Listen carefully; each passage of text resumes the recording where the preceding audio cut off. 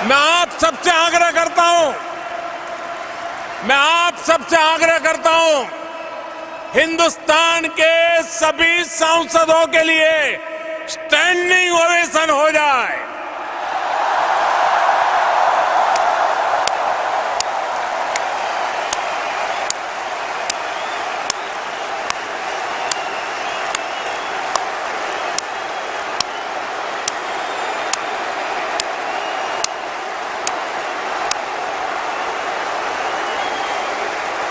हाँ, बहुत बहुत धन्यवाद आपका। भारत अपने यहां जो कर रहा है उससे कुछ ऐसे लोगों को भी दिक्कत हो रही है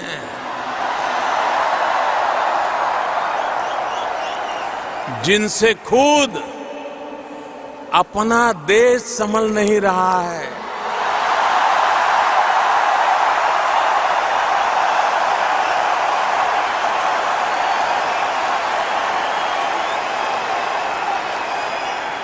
इन लोगों ने भारत के प्रति नफरत को ही अपनी राजनीति का केंद्र बना दिया है। ये वो लोग हैं जो अशांति चाहते हैं, आतंक के समर्थक हैं, आतंक को पालते पोसते हैं। उनकी पहचान सिर्फ आप नहीं, पूरी दुनिया अच्छी तरह जानती है।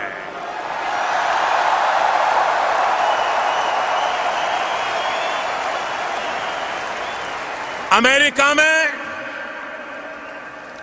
9/11 हो या मुंबई में 26/11 हो, उसके साजिशकर्ता कहां पाए जाते हैं?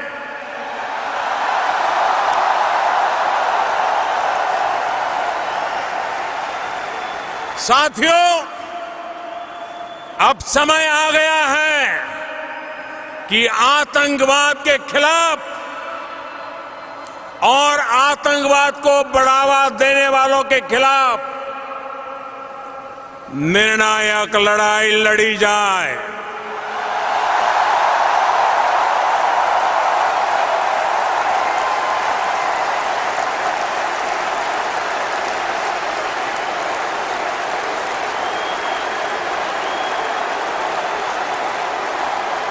मैं यहां पर जोर देकर कहना चाहूंगा कि इस लड़ाई में प्रेसिडेंट ट्रंप पूरी मजबूती के साथ आतंक के खिलाफ खड़े हुए हैं।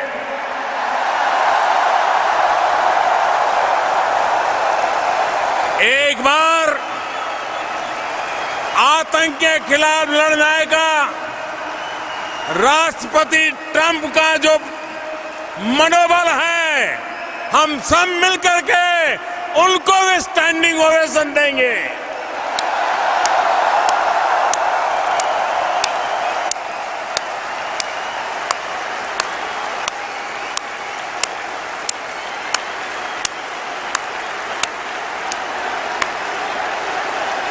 थैंक यू दोस्तों, भाई और बहनों।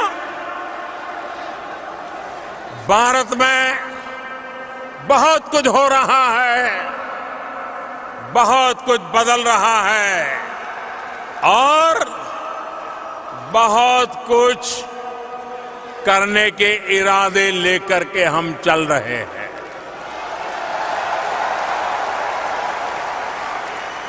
हमने नए चैलेंजेस तय करने की, उन्हें पूरा करने की एक जीत ठान रखी है। देश की इन्हीं भावनाओं पर मैंने कुछ दिन पहले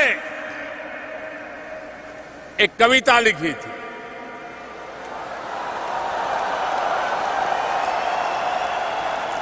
उसकी 2 पंक्ति सुना रहा हूं आज। अभी तो समय नहीं है, ज्यादा नहीं कहूंगा।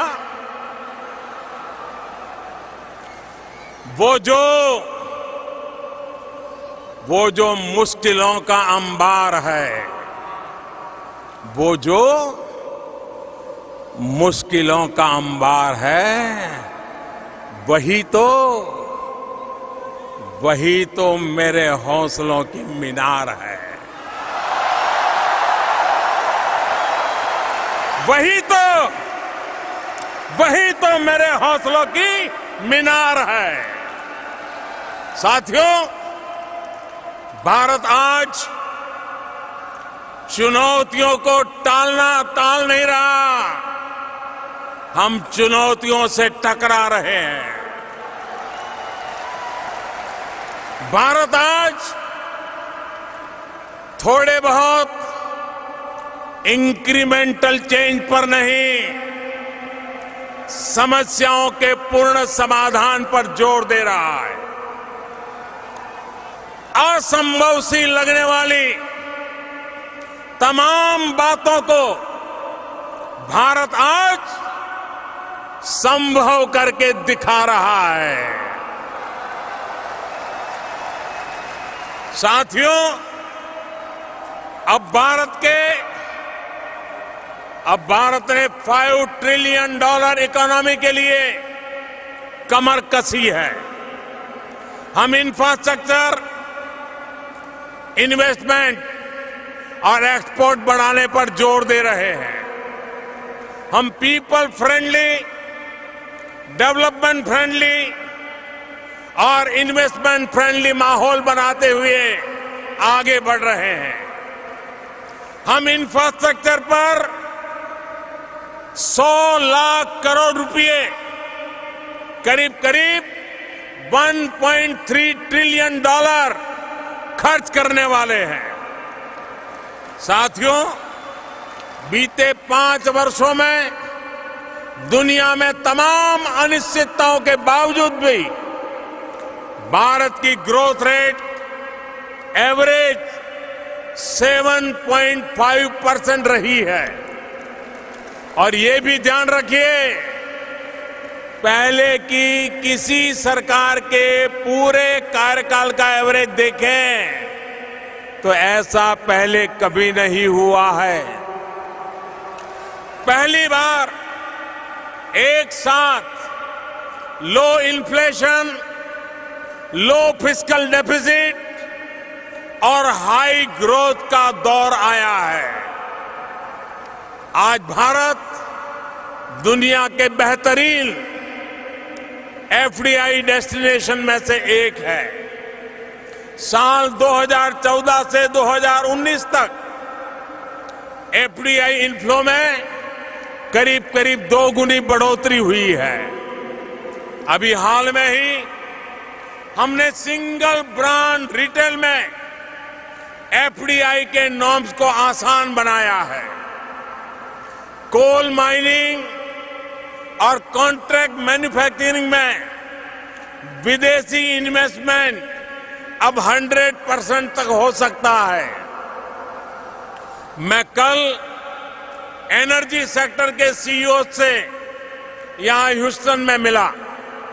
भारत ने कॉरपोरेट टैक्स में भारी कमी का जो निर्णय लिया है, उससे वो सारे के सारे लोग बहुत ही उत्साहित नजर आए।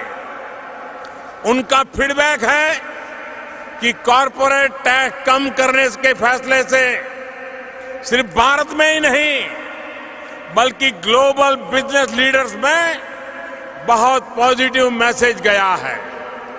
ये फैसला भारत को और ग्लोबल कॉम्पिटिटिव बनाएगा। साथियों, भारतीयों के लिए अमेरिका में और अमेरिकियों में के लिए भारत में आगे बढ़ने की अपार संभावना है। $5 ट्रिलियन इकोनॉमी के लिए न्यू इंडिया का सफर और प्रेसिडेंट ट्रंप के नेतृत्व में अमेरिका की मजबूत इकोनॉमिक ग्रोथ इन संभावनाओं को नए पंख लगा देंगे। प्रेसिडेंट ट्रंप ने अपने संबोधन में जिन इकोनॉमिक मिरेकल्स की बात कही वो सोने में सुहागा हो गए। आने वाले 2-3 दिनों में प्रेसिडेंट ट्रंप के साथ मेरी बातचीत होने वाली है। मैं उम्मीद करता हूं कि उससे भी कुछ पॉजिटिव रिजल्ट्स निकलेगा। वैसे तो प्रेसिडेंट ट्रंप मुझे टफ नेगोशिएटर कहते हैं,